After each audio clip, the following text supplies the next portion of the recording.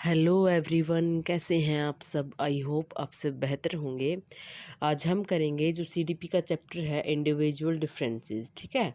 तो उसके 10 क्वेश्चंस। तो क्वेश्चन नंबर 1 है, individual differences are mainly caused by, कि व्यक्तिगत भिन्नताओं का मुख्य कारण क्या है। ऑप्शन नंबर ए है ओनली हेरिडिटी, केवल वंशानुक्रम। ऑप्शन नंबर बी है ओनली एनवायरनमेंट, केवल वातावरण। ऑप्शन नंबर सी है interaction of heredity and environment, की वंशानुक्रम एवं वातावरण की पारस्परिक क्रिया। और ऑप्शन नंबर डी है लक, की भाग्य। तो व्यक्तिगत भिन्नताओं का मुख्य कारण पूछा गया कि सब जो है मतलब कोई भी इंसान है, कोई भी दो इंसान एक जैसे नहीं हो सकते, ठीक है। उनकी हैबिट है, उनकी शक्ल सूरत है, बहुत सारी चीज़ें, उनका इंटरेस्ट है, सब क्या है कि अलग अलग होता है, ठीक है। किसी का कुछ भी सेम नहीं होता। तो interaction of heredity and environment, जो वंशानुक्रम और वातावरण है, उनकी जो पारस्परिक जो क्रिया होती है, तो उसका मुख्य वही होता है मुख्य कारण व्यक्तिगत विभिन्नताओं का, ठीक है। कि individual differences develop through the combined influence of heredity and environment, कि व्यक्तिगत भिन्नताएं वंशानुक्रम और वातावरण दोनों के संयुक्त प्रभाव से विकसित होती हैं। इसकी कुछ एक दो डेफिनेशन है, ठीक है। वो है, today we think of individual differences as including any measurable aspect of the total personality. ये दी है स्कीनर ने, ठीक है। कि आजकल हम व्यक्तिगत भिन्नताओं को व्यक्ति के संपूर्ण व्यक्तित्व के किसी भी मापे जाने योग्य पहलू को सम्मिलित करते हुए समझते हैं, ठीक है। ये किसने दी है? स्कीनर ने दी है। और जो ये इंडिविजुअल डिफरेंसेस था ना, इनका सबसे पहले अध्ययन करने वाले हैं फ्रांसिस गाल्टन। ये आपने ज़रूर ध्यान रखना है, ठीक है।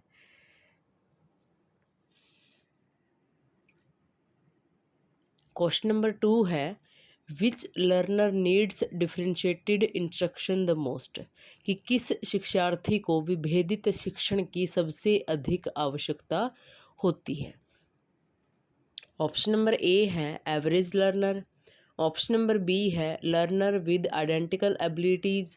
ऑप्शन नंबर सी है लर्नर्स विद डाइवर्स एबिलिटीज़।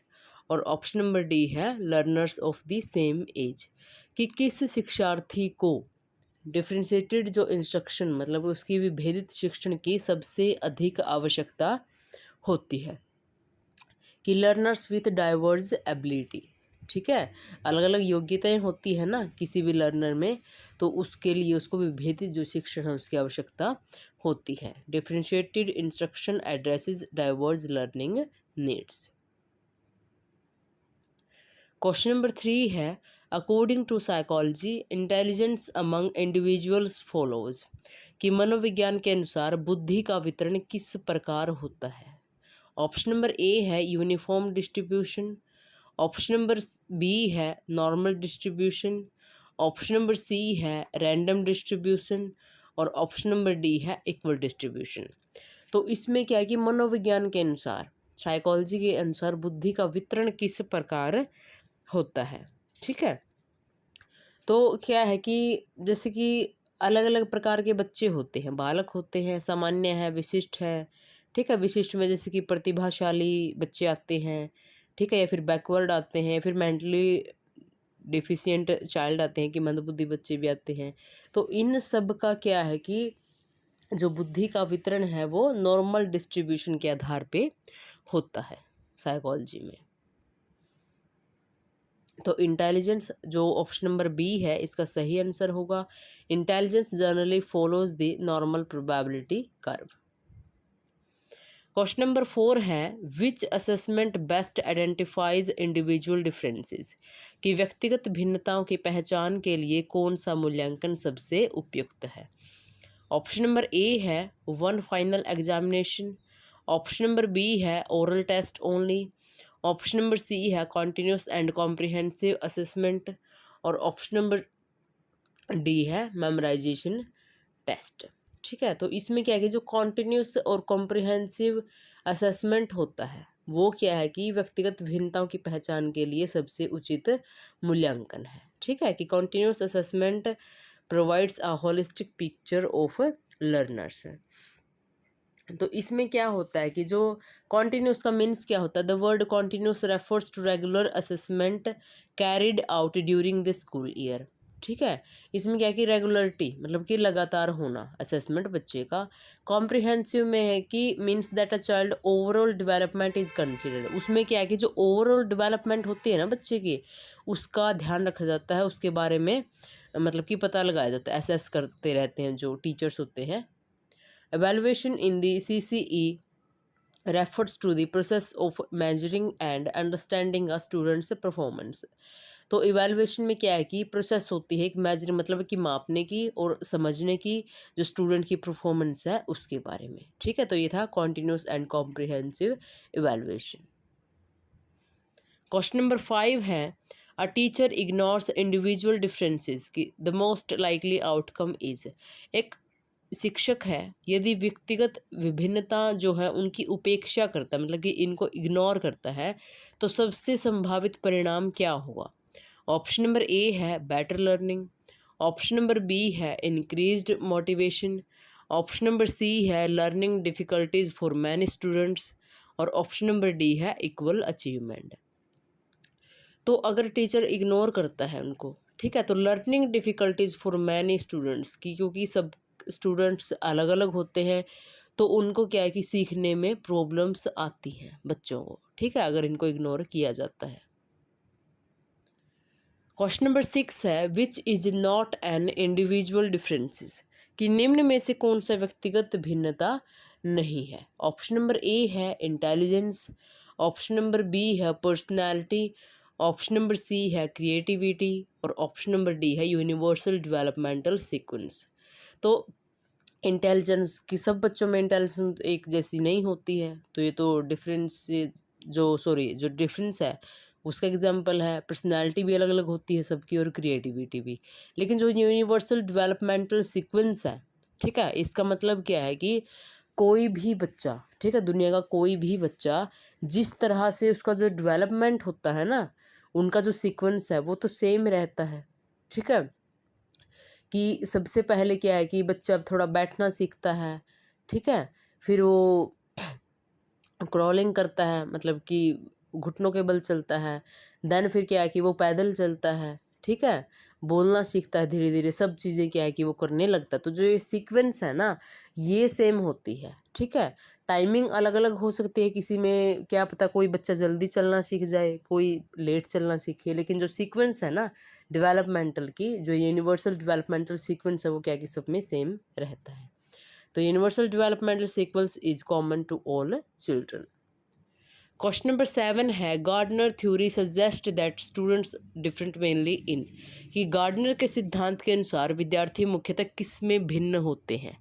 तो ऑप्शन नंबर ए है एज, ऑप्शन नंबर बी है हाइट, ऑप्शन नंबर सी है टाइप्स ऑफ इंटेलिजेंस, और ऑप्शन नंबर डी है जेंडर।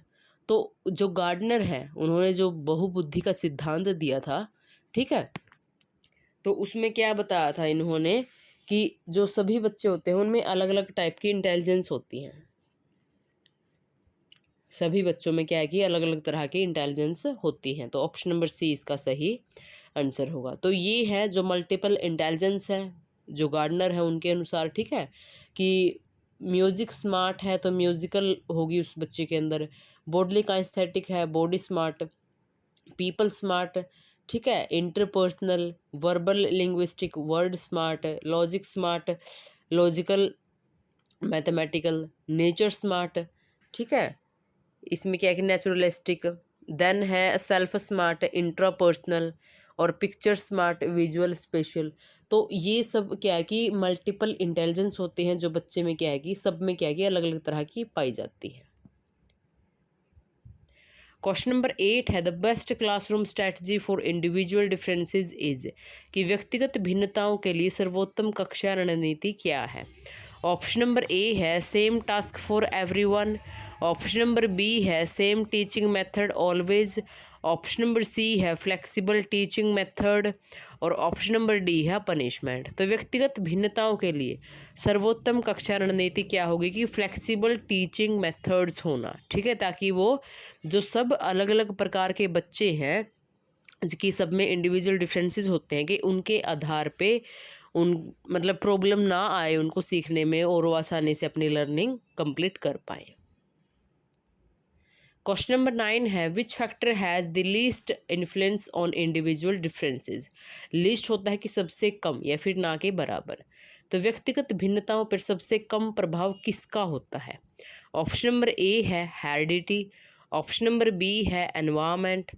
ऑप्शन नंबर सी है न्यूट्रिशन। और ऑप्शन नंबर डी है रोल नंबर। तो जो व्यक्तिगत भिन्नताएं हैं उनमें क्या कि हेरिडिटी, एनवायरनमेंट और न्यूट्रिशन, इन सब का प्रभाव होगा, लेकिन जो रोल नंबर होता है बच्चे का उसका उसके ऊपर कोई प्रभाव नहीं पड़ता है। क्वेश्चन नंबर 10 है इंक्लूसिव एजुकेशन प्राइमरली रिस्पेक्ट कि समावेशी शिक्षा मुख्यतः किसका सम्मान करती है? ऑप्शन नंबर ए है यूनिफॉर्मिटी। ऑप्शन नंबर बी है कंपटीशन। ऑप्शन नंबर सी है इंडिविजुअल डिफरेंसेस। और ऑप्शन नंबर डी है रैंकिंग। तो समावेशी शिक्षा में क्या है कि हमने पढ़ा भी है पहले कि सभी प्रकार के बच्चे, ठीक है, चाहे वो दिव्यांग हो या फिर नॉर्मल हो, सबको क्या है कि एक छत के नीचे एक जगह पे एक क्लास में बैठाकर, ठीक है, कि उसको पढ़ाने की, उनको लर्निंग करने की, उनको सिखाने की कोशिश की जाती है। तो वो होती है इंक्लूसिव एजुकेशन, समावेशी शिक्षा। तो उसमें क्या है कि इंडिविजुअल डिफरेंसेस का सम्मान करती है समावेशी शिक्षा कि सब में अलग अलग भिन्नताएं होती हैं, तो सब क्या है कि सीख सकते हैं, ठीक है। तो ऑप्शन नंबर सी इसका सही आंसर होगा। सो गाइस, वीडियो पसंद आए तो लाइक करना, शेयर करना और चैनल को सब्सक्राइब करना ना भूलें। Thank you for watching.